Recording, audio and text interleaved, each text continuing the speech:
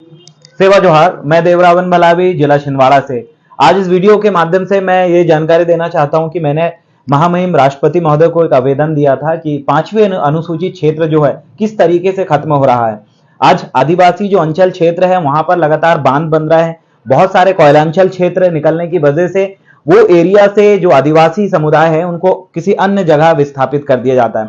इससे 5वीं अनुसूचित जो शेड्यूल एरिया है वो धीरे धीरे आदिवासी विहीन होता जा रहा है और जो आरक्षित क्षेत्र है वहां से आदिवासियों को कोई अन्य जगह बसाने की वजह से अब जो आदिवासी रिजर्व जो सिटी है या फिर आदिवासियों के लिए जो रिजर्व होने की वजह से जो ट्राइबल सब प्लान का जो पैसा आता है, पैसा कानून जो अभी लागू हुआ है उसको लेकर जनसंख्या के आधार पर जो एरियाज रहते हैं उसके लिए जो बजट आवंटित हुआ है उसका सही फायदा आदिवासियों को नहीं मिल पा रहा है, क्योंकि अधिकतर आदिवासी विस्थापन की वजह से कई गांवों में हमने देखा है कि 80%, 90%, 60% आदिवासी है।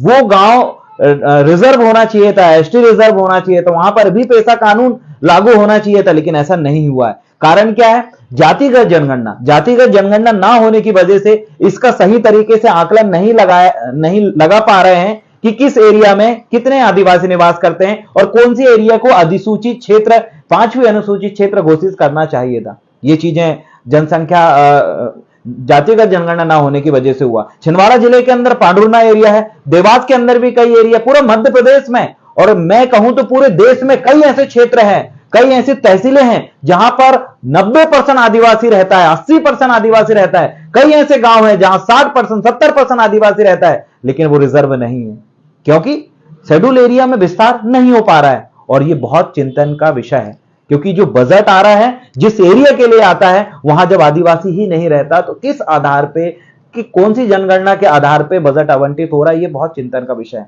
अभी मध्य प्रदेश सरकार ने अभी हमने ट्राइबल सब प्लान का जो देखा 40,000 करोड़ रुपए आया।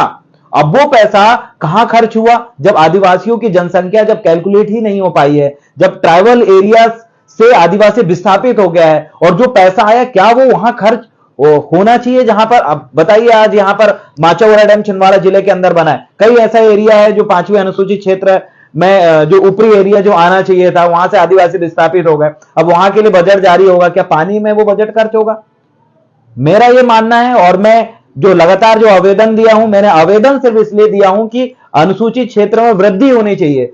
जहां आदिवासी 60% है, 50% जहां ट्राइबल पॉपुलेशन किसी गांव में है, उस क्षेत्र को अधिसूचित क्षेत्र या पैसा कानून के अंतर्गत लाना चाहिए। तब जाके आदिवासियों का एक्चुअल जो पैसा, जो बजट आवंटित होता है और जो फायदा उनको मिलना चाहिए वो सीधा मुनाफा उनको मिलेगा। अभी मध्य प्रदेश के मुख्यमंत्री महोदय जी ने अभी कहे हैं कि हर एक पैसा पंचायत में मैं इतना पैसा पहुंचाऊंगा। मैं पूछना चाहता हूं मध्य प्रदेश के मुख्यमंत्री महोदय जी से, जिस गांव में मैं रहता हूं वहां 80% से ज्यादा आदिवासी है, वो गांव पैसा पंचायत के अंतर्गत नहीं आ रहा है। जो पांडुरना जिला हम देखें पूरा आदिवासी निवास करता है, वहां पर कई एरिया 5वीं अनुसूचित क्षेत्र और आपके वहां पर पैसा कानून लागू नहीं हुआ है।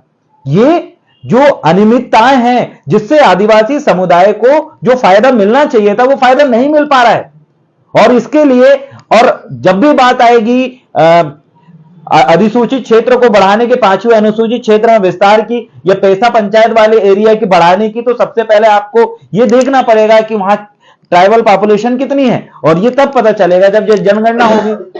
तो ये बड़ी विडंबना है और आदिवासी लगातार विस्थापित होता जा रहा है और जहां से आदि विस्थापित हुआ है उसके लिए कोई पैराग्राफ तैयार नहीं है कि उसको विस्थापित करके किस शेड्यूल एरिया में बसाया गया। कोई उनका पूछताछ करने वाला व्यक्ति नहीं है। इस जिले से निकल के आदिवासी उस जिले में जाता है, उस जिले से निकल के इस जिले में जाता है और उसका जो मूलभूत अधिकार और जो क्षेत्र है जहां पर उसकी रूढ़ी परंपरा को विधि का बल प्राप्त है, वो एरिया से जब वो निकल जाएगा तो उसके क्या संस्कृति की रक्षा हो पाएगी, क्या उसकी भाषा बच पाएगी, क्या उसकी परंपरा बच पाएगी? कल्चरल एक्सचेंज होने की वजह से आदिवासी धीरे धीरे अपनी मूल पहचान खोता जा रहा है। और यह सबसे बड़ी वजह यही है कि अधिसूचित क्षेत्र घोषित नहीं है, और जो घोषित भी है तो वहां पर बिना पैसा पंचायत की अनुमति के या फर्जी अनुमति प्रस्ताव पास करके उस क्षेत्र को डुबोया जा रहा है। और डुबोने के बाद वो क्षेत्र ही वहां पर से आदिवासी अपने मूलभूत स्थान से छिन्न भिन्न अवस्था में पहुंच जाता है।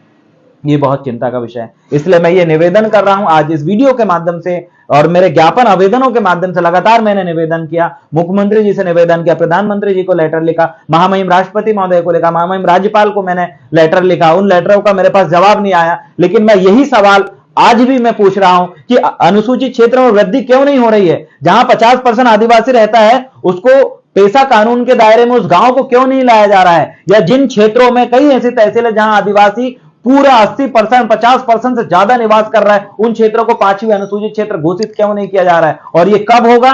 और मैं मध्य प्रदेश की जो आदिवासी सलाहकार परिषद है उसके अध्यक्ष माननीय मुख्यमंत्री जी हैं, उनसे भी निवेदन करना चाहता हूं, आप इस बारे में अगर कड़ाई से फैसला लेंगे, सुझाव अगर महामहिम राज्यपाल के माध्यम से राष्ट्रपति महोदय तक अगर पहुंचाएंगे तो इसमें जरूर कार्रवाई होगी।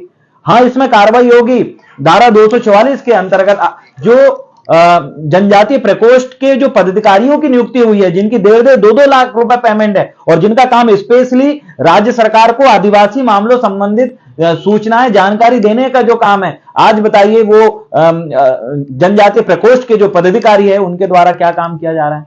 आज आप देखिए बहुत सारी संस्थाएं काम कर रही है जो डेटा कलेक्शन का काम करती है, उनका डेटा का क्या यूज हुआ? ये अपने आप में बहुत चिंतन का विषय है। इसीलिए 5वें अनुसूचित क्षेत्र में वृद्धि होनी चाहिए, पेशा कानून वाले एरियाओं में जो है बढ़ोतरी होनी चाहिए। ऐसे क्षेत्रों, ऐसे गांव को चुना जाए जहां पर 50% से ज्यादा आदिवासी है और उन गांव को पेशा पंचायत के दायरे में लिया जाए, क्योंकि 50% जो आदिवासी रहता है वो अपनी संस्कृति परंपराओं के हिसाब से रह रहा है, वो आज भी अपने जो फैसले है पंचायत में कर रहा है। और ऐसे एरिया जो है जरूर पेशा कानून उस एरिया में आना चाहिए। और इसके लिए मैं मांग करता हूं, इस वीडियो के माध्यम से मैं जनता जनार्दन तक और संबंधित अधिकारियों विभाग तक अपना इस निवेदन को पहुंचाना चाहता हूं। बहुत बहुत धन्यवाद। मैं देवरावन भलावी, गुणमाना गणतंत्र पार्टी जिला अध्यक्ष। धन्यवाद।